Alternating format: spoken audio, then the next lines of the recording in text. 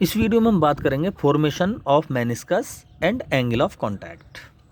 देखो, जब कोई फ्लूइड किसी कंटेनर में भरा होता है तो उसकी सरफेस में कुछ कर्व्ड शेप आ जाती है।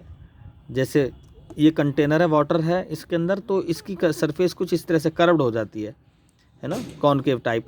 और मरकरी अगर है तो ऊपर की तरफ उभर जाती है सरफेस, है ना। इसी तरह से इन कर्व सरफेसों को ही क्या कहते हैं, मेनिस्कस बोलते हैं। फ्लूइड की इन कर्व सरफेसों को क्या बोलते हैं, मेनिस्कस। ये कैसे फॉर्म होती हैं? एक्चुअली ये जो फॉर्म होती हैं ये कोहेसिव और एडहेसिव फोर्सेस की वजह से होती हैं। हमें पता है कि जो कोहेसिव फोर्स होते हैं वो किसी सब्सटेंस के मॉलिक्यूल्स के बीच काम करते हैं और एडहेसिव फोर्स दो सब्सटेंस के मॉलिक्यूल्स के बीच काम करते हैं। तो अब हम मेनिस्कस को फॉर्म करेंगे, कैसे बनती हैं। देखो, ये कंटेनर है यहाँ पर और इसमें वाटर भरा हुआ है। तो हमें पता है कि जो कोहेसिव फोर्स है वाटर के मॉलिक्यूल्स के बीच में है हर जगह, लेकिन हम वहाँ देखेंगे जहाँ एडहेसिव और कोहेसिव दोनों काम कर रहे हैं। वो कहाँ काम करेंगे? वो कंटेनर की वॉल के साथ करेंगे, क्योंकि कंटेनर की वॉल के मॉलिक्यूल और जो वाटर मॉलिक्यूल उनके बीच में कौन सा फोर्स काम करेगा? एडहेसिव फोर्स काम करेगा। कौन सा फोर्स? Adhesive, Fa। और जो कोहेसिव फोर्स होगा वो वाटर मॉलिक्यूल्स के बीच काम करेगा। वो वाटर, उसकी डायरेक्शन क्या होगी? वाटर के अंदर की तरफ होगी, क्योंकि कोहेसिव फोर्स की वजह से ही फ्लूइड के अंदर ये प्रॉपर्टी आती है, सिकुड़ने की प्रॉपर्टी आती है, यानी श्रिंक होने की प्रॉपर्टी आती है। तो कोहेसिव फोर्स की वजह से ही फ्लूइड सिकुड़ते हैं, हम ये कह सकते हैं।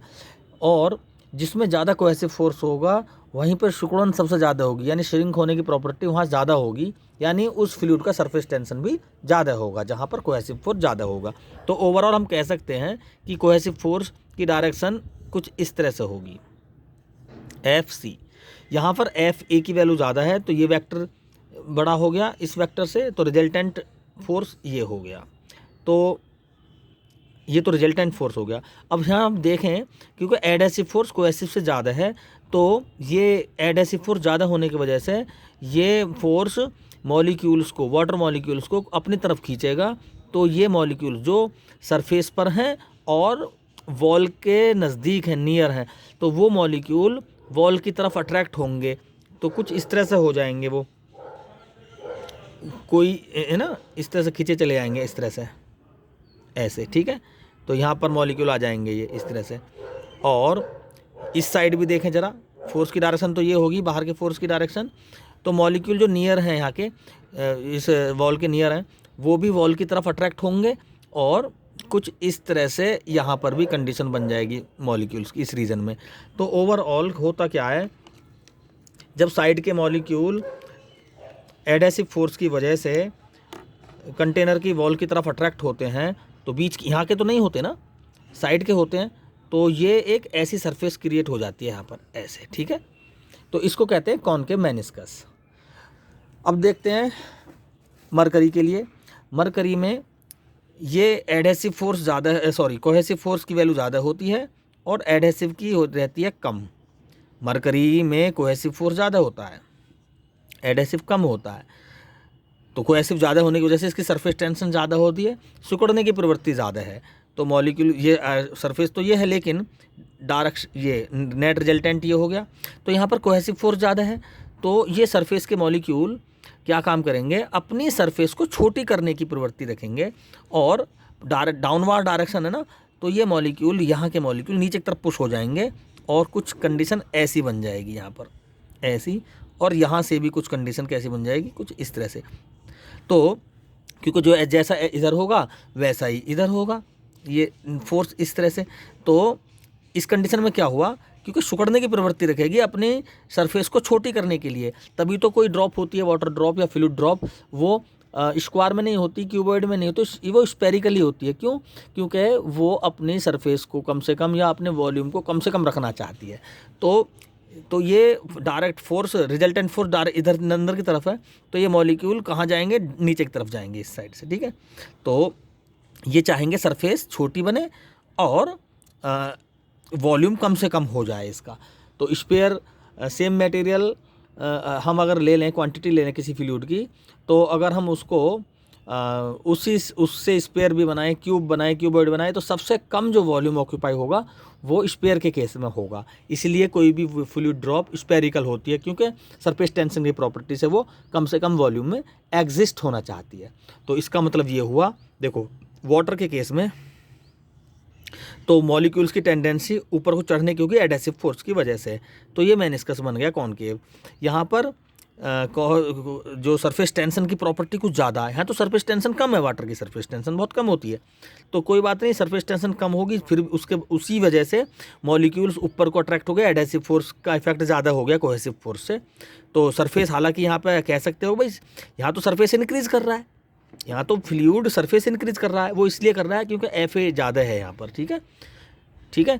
लेकिन यहाँ पर कोहेसिव फोर्स ज़्यादा है, सरफेस टेंशन ज़्यादा है, यानी सिकुड़ने की प्रवृत्ति ज़्यादा है, यानी ये अपने सिकुड़ने की प्रवृत्ति ज़्यादा होने की वजह से अपने सरफेस को कम से कम कर पा रहा है, लेकिन ये नहीं कर पा रहा, ये FA ज़्यादा है ना यहाँ पे, इसलिए ये अब इसकी सरफेस तो और बढ़ गई ओवरऑल देखें तो, लेकिन इसकी ये अपनी सरफेस को डिक्रीज़ कर लिया क्योंकि इसमें अच्छी खासी सरफेस टेंशन की प्रॉपर्टी है मरकरी में। तो वाटर के केस में जो फोर्स काम करेगा, हम देखेंगे यहाँ पर बाहर की तरफ है ना, तो ये एरो इधर लग जाएगा, है ना, कुछ इस तरह से बाहर की तरफ हम फोर्स को शो कर सकते हैं। मरकरी के केस में वही काम अंदर की तरफ होगा, ऐसे इस तरह से 3 डायमेंशनली अगर हम इनको देखें तो ये इस तरह से मेनिस्कस फॉर्म होती है। अब बात करते हैं एंगल ऑफ कांटेक्ट की। कांटेक्ट का मतलब जहाँ भी वाटर या फ्लूइड या वॉल, कंटेनर की वॉल कांटेक्ट में है मेनिस्कस के साथ, देखो ये मेनिस्कस है, यहाँ पर ये वॉल के साथ कांटेक्ट में है, फ्लूइड और वॉल का कांटेक्ट इस रीजन में है ना, फ्लूइड और वॉल का कांटेक्ट इस रीजन में है, और अगर हम यहाँ पर टेंजेंट खींच दें इस मेनिस्कस पर तो एक एंगल बनेगा जिसे हम एंगल ऑफ कांटेक्ट कहते हैं।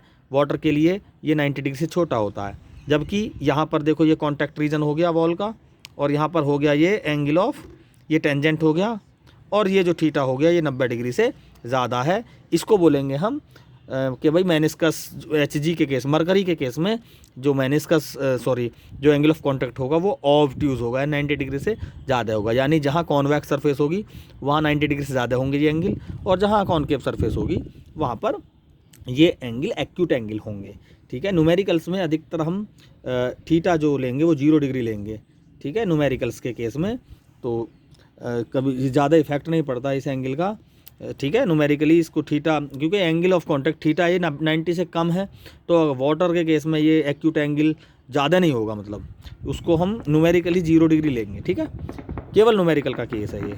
वैसे एक्यूट एंगल 90 डिग्री से कम ही रहेगा, जब ये कॉनकेव मेनिस्कस होगा। Thank you.